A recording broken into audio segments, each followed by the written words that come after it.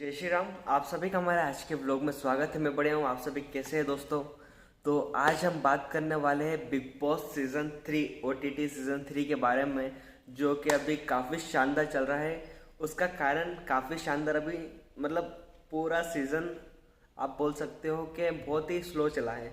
कुछ उसमें खास नहीं था, बिल्कुल पूरा सीज़न चला है नेजी के जैसे। नेजी जिस तरीक़ा से स्लो चला है उसी तरह पूरा सीज़न भी स्लो चला है। लेकिन अभी जो इविक्शन हुआ है कटारिया का और अरमान मलिक का। दो इविक्शन हो गए बड़े बड़े, जिन कंटेस्टेंट का लग रहा था कि वही ये बिग बॉस जीतने वाले, दोनों को बाहर कर दिया है बिग बॉस ने। बहुत बड़ा ट्विस्ट आ चुका है। तो अब बचा कौन? अब बचे हैं 5 कंटेस्टेंट। पहला है, सभी के बारे में बात करेंगे हम। पहले तो जो इविक्शन हुआ उसके बारे में बात करते हैं। इविक्शन हुआ, अभी सभा हुई थी तो उसमें फिर इविक्शन हुआ तो घर वालों ने बाहर निकाल दिया कटारिया को, क्योंकि वो सबसे बड़ा कंपटीशन था और वही ऐसा था जो ये कॉन्टेस्ट ये बिग बॉस जीत सकता था। और उसे बाहर के पब्लिक तो अब बाहर करेगी नहीं ऑफ कोर्स, जो कि डेफिनेटली है। तो उसे बाहर कर दिया है घर वालों ने। अब फिर बचे अरमान को भी बाहर वालों ने बाहर कर दिया। ठीक है, अब घर में कौन बचे हैं? घर में बचे हैं 5 सदस्य। सबसे पहले बात करते हैं जो सबसे कम जरूरी है, उस व्यक्ति की बात करते हैं, साई निकेतन। मतलब उस व्यक्ति ने पूरे सीज़न कुछ नहीं किया। उसने बोला है कि उसे जीतना भी नहीं है तो वो जीतेगा भी नहीं और उससे जिताना भी नहीं है हमें। अब वो उसने 1% पे अपना योगदान नहीं दिया है, तो अब उसको साइड में हटा के हम चलेंगे दूसरे कंटेस्टेंट पे। अब वोट करने की बारी यही है, क्योंकि इन सभी में से हमें किसी न किसी को तो वोट करना ही पड़ेगा आखिर में। तो साई निकेतन तो बाहर हो गया, मतलब उससे तो बिल्कुल वोट नहीं करना, क्योंकि उसका इन्वॉल्वमेंट था 0। और उसके बाद आती है अरमान की वाइफ जो है कृतिका।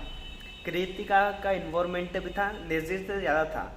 कृतिका का इन्वॉल्वमेंट नेजी से क्या, साई निकेतन से ज़्यादा था, क्योंकि साई निकेतन का था बिल्कुल 0 और कृतिका का है 2 0 ज़्यादा है। साई निकेतन से इन्वॉल्वमेंट ज़्यादा है उसका, क्योंकि उसका 00 था और उसका था 0। तो उसको भी बाहर रहने का बहुत बहुत अधिकार है। बिल्कुल उसकी जो भी मंशा थी वो पूरी क्लियर हो चुकी है और बाकी उसमें भी कोई % दम बचा नहीं है, इसीलिए उसे भी बाहर होना पड़ेगा। अब 3 कंटेस्टेंट है, ये तीन कंटेस्टेंट है, जिनमें अब हमें सिलेक्ट करना है कि तीनों में से जीतेगा कौन।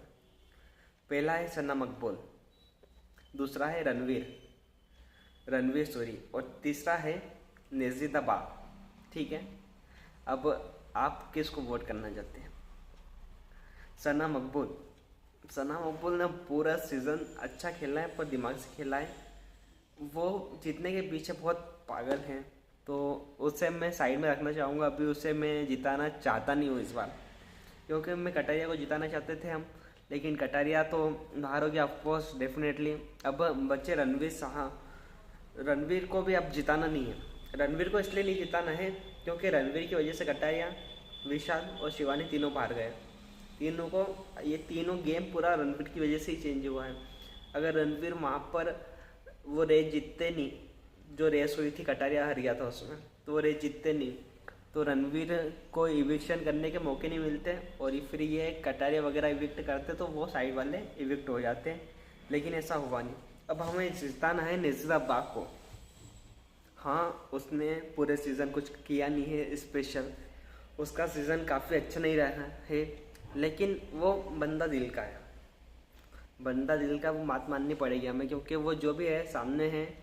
और मतलब वो सभी बातें कहता नहीं, लेकिन उसको जो लगता है कहने का वो कहता है। उसने एंटरटेनमेंट भी दिया है पूरा अपना, और उसका परफॉर्मेंस अगर रणवीर और सना के मुकाबले देखा जाए तो इतना नहीं है, लेकिन वो बंदा दिल का है, दिल से खेलता है और अच्छे से खेलता है।